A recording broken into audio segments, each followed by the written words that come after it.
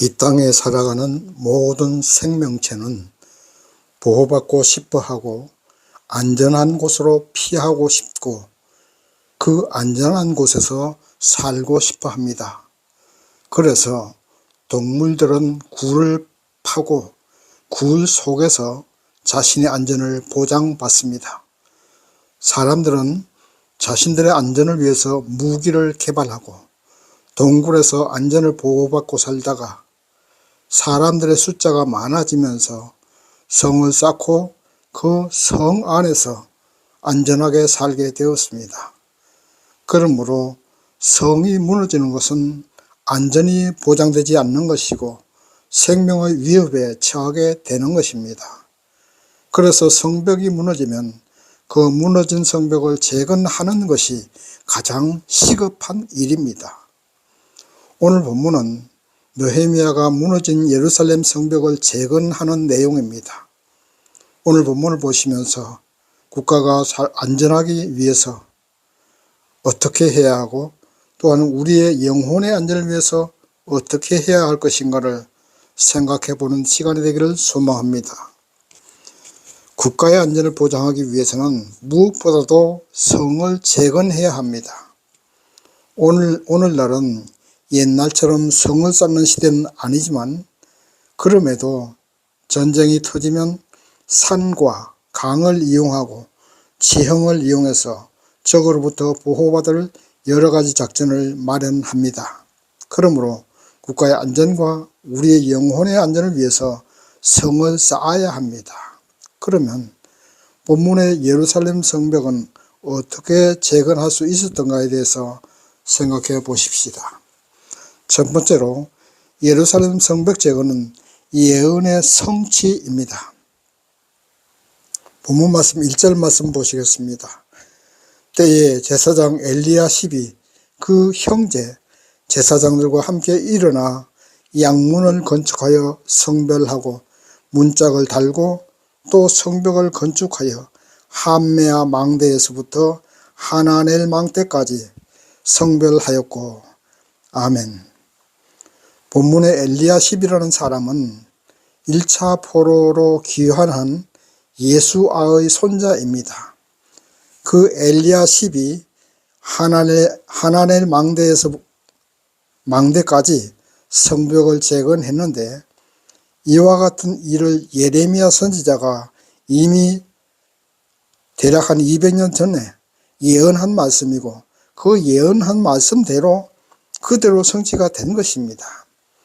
예레미야 31장 38절 말씀 보면 나 여호와가 말하노라 날이 이르리니 이 성을 하나넬 망대에서부터 모퉁이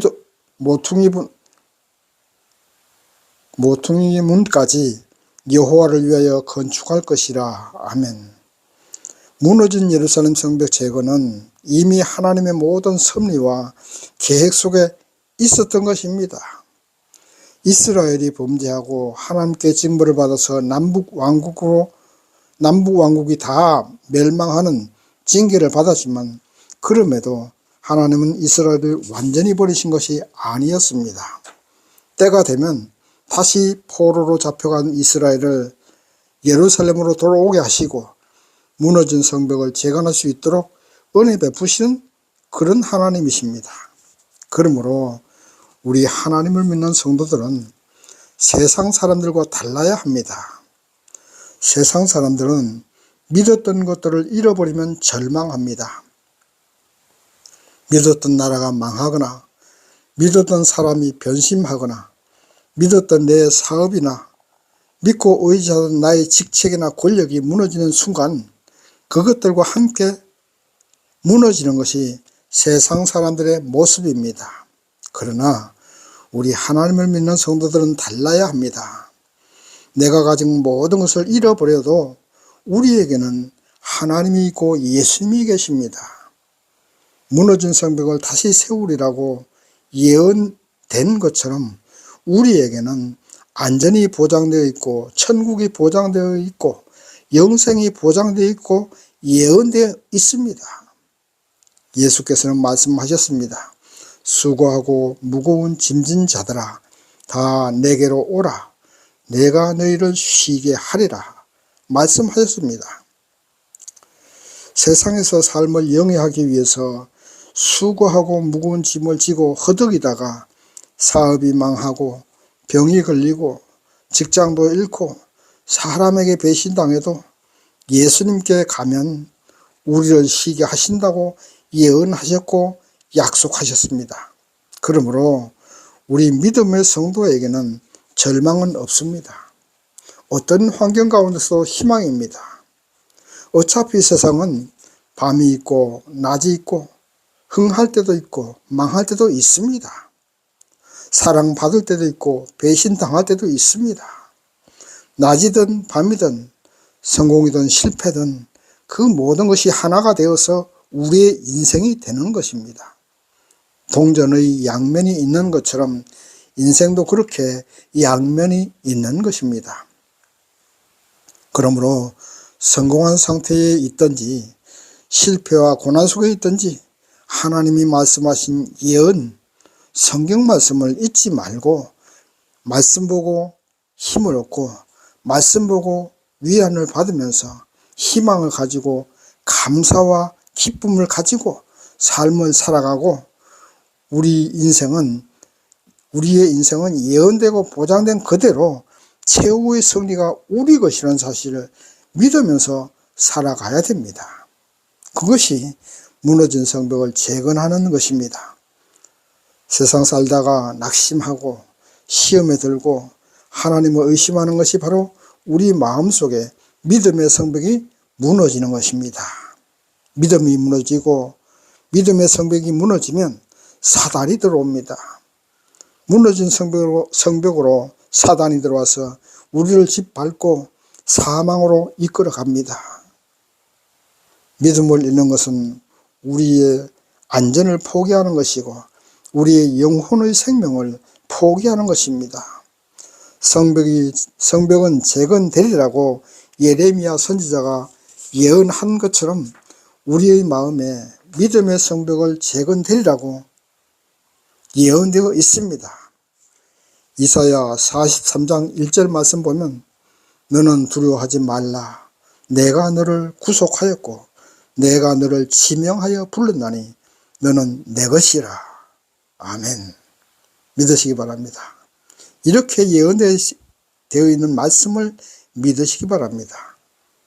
이 시간에 말씀을 듣는 저와 여러분은 하나님께서 우리를 지명하여 부르셔서 하나님의 자녀가 되었고 우리는 하나님의 것이라고 예언되어 있고 약속되어 있습니다. 그러므로 우리는 어떤 환경 가운데서도 우리 마음에 믿음의 성벽을 튼튼하게 세워야 한다는 사실을 꼭 기억하십시오.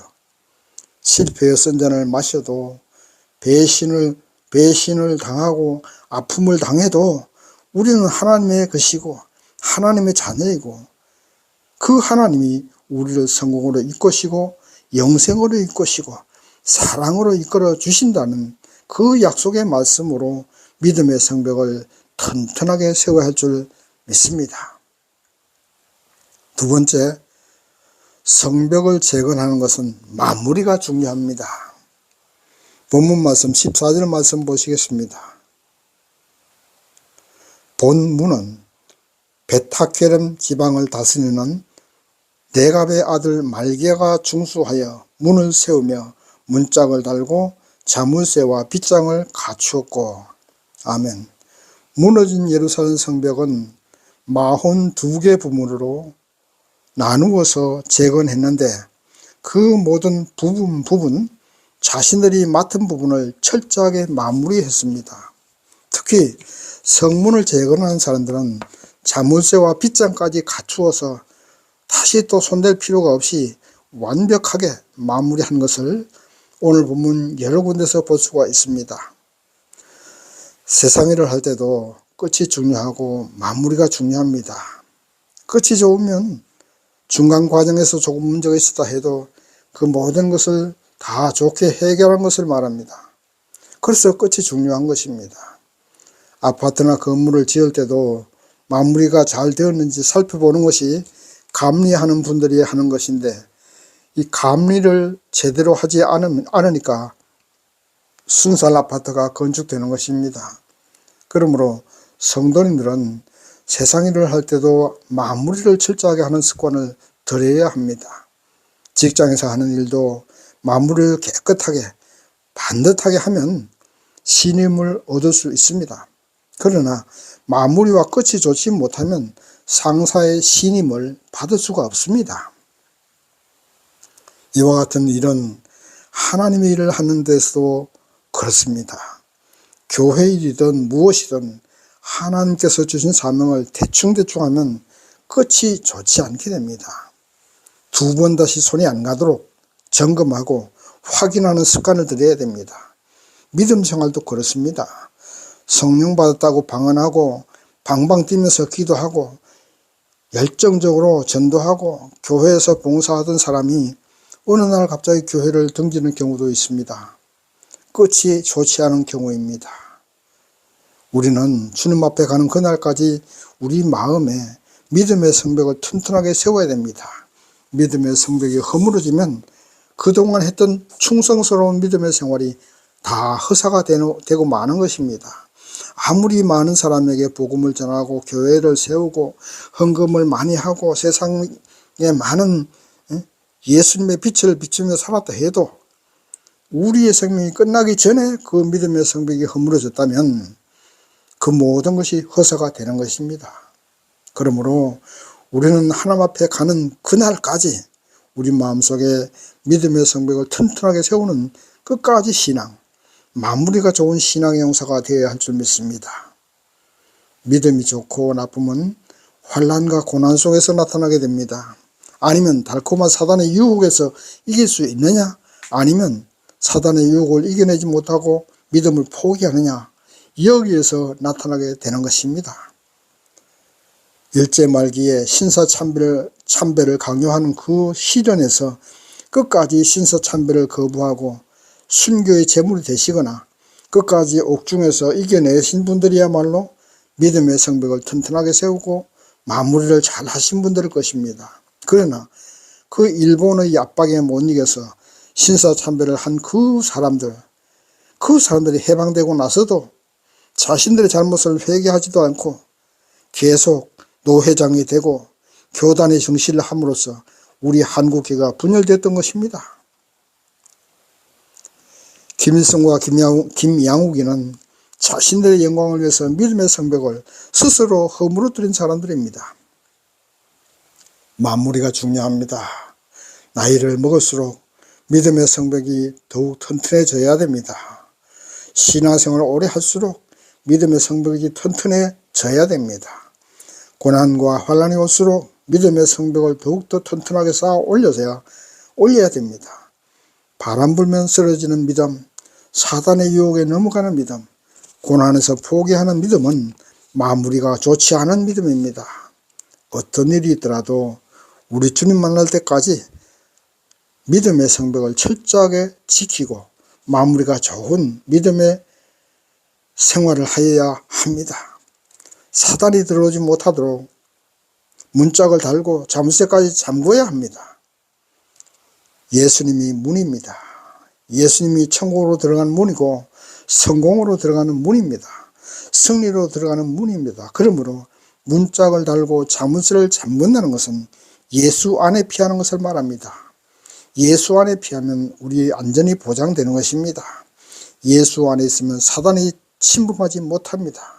예수 안에만 있으면 아무리 큰 고통도 이겨낼 수 있고 시험과 고난, 실패에 쓴 고통을 이겨낼 수가 있는 것입니다. 그러므로 가장 좋은 마무리는 예수님 안에 피하는 것입니다. 보이는 성벽이 우리의 안전을 보장하지 못합니다. 아무리 튼튼한 성벽도 세월이 가면 허물어집니다. 나의 권세가 높고 나의 재산이 많아도 그 모든 것은 한순간에 허물어질 수 있습니다. 그러므로 그런 것들은 절대 튼튼한 성벽이 되지 못합니다.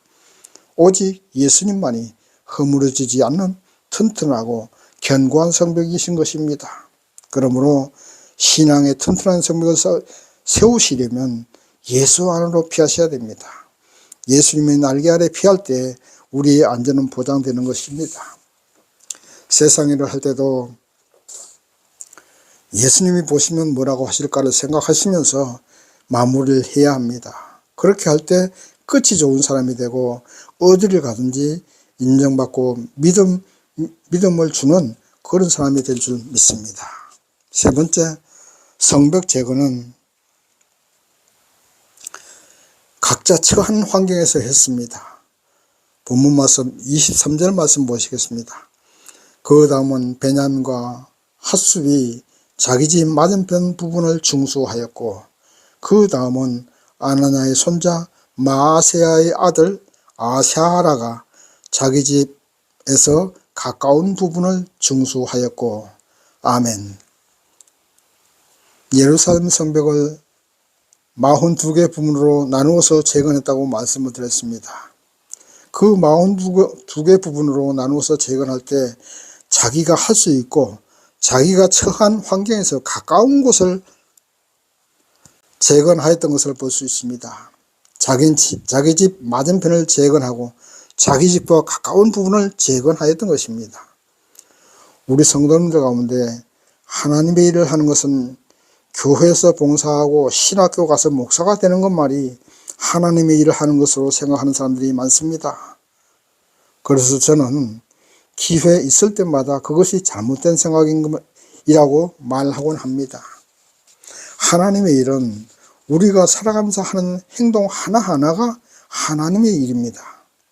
내가 가정에서 밥을 하는 것도, 직장 생활을 하는 것도, 사업을 하는 것도, 농사를 짓는 것도 모두가 다 하나님의 일입니다. 왜 그러냐 하면 세상을 창조하신 분이 누굽니까? 하나님이십니다. 따라서 이 땅의 모든 자유만물과 이 땅의 사업, 직장, 가정을 모두 하나님이 창조하신 것입니다.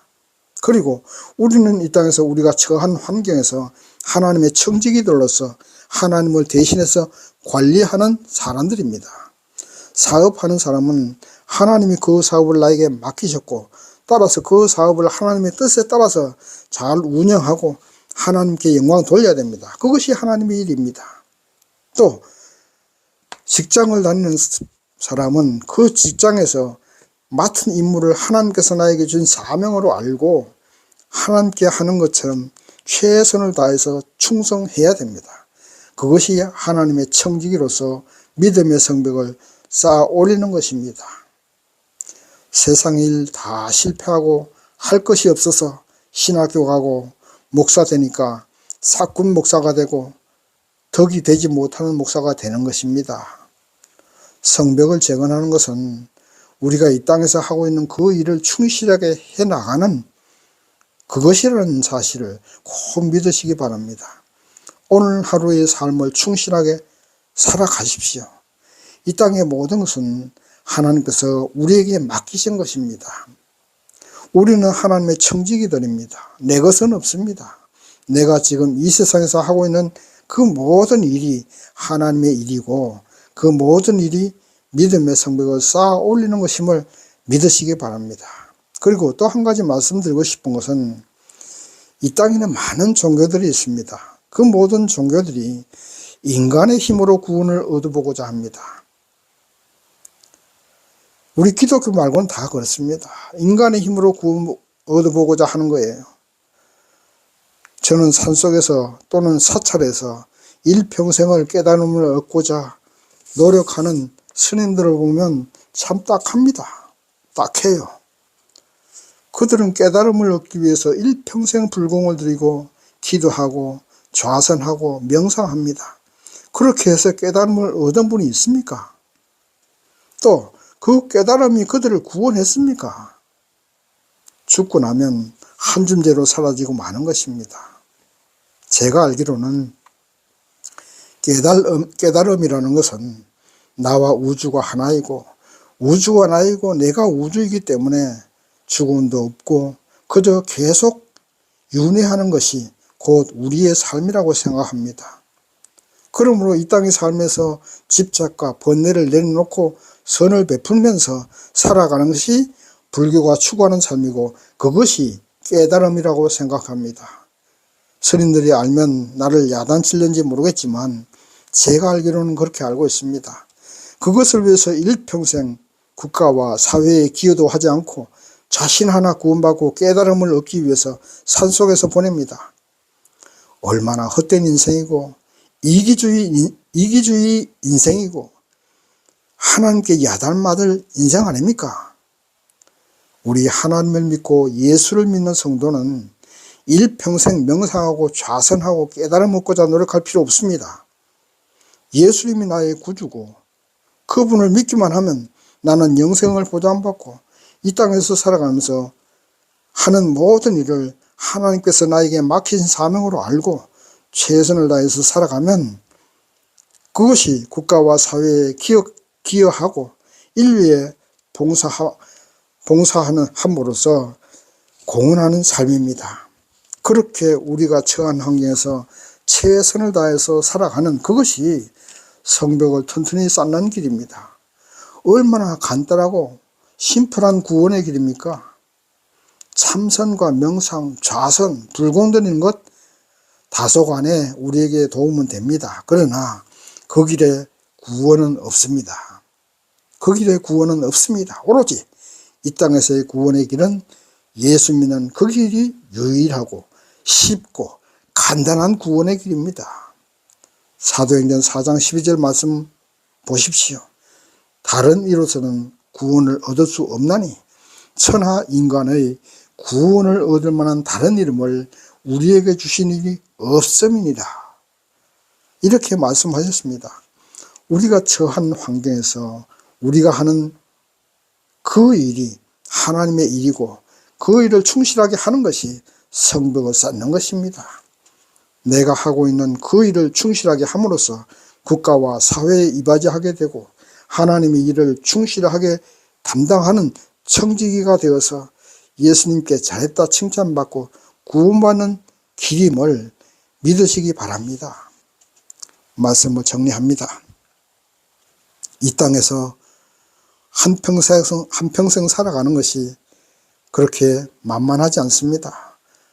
땅의 권세는 사단이 잡고 있기 때문입니다. 그러므로 우리는 사단으로부터 안전하게 보호받기 위해서 믿음의 성벽을 튼튼하게 쌓아 올려야 됩니다. 예수께서 말씀하셨습니다. 나는 부활이요 생명이니 나를 믿는 자는 죽어도 살 것이고 누구든지 살아서 나를 믿는 사람은 영원히 죽지 않을 것이라고 요한복음 11장 25절에서 26절에 약속하셨습니다. 우리가 처한 환경에서 내가 하는 그 일이 구원의 성벽을 쌓는 것입니다. 주님 앞에 가는 그날까지 믿음의 성벽을 튼튼하게 쌓아서 온전한 구원을 받으시는 저와 여러분이 되시기를 주님의 이름으로 축원합니다. 아멘.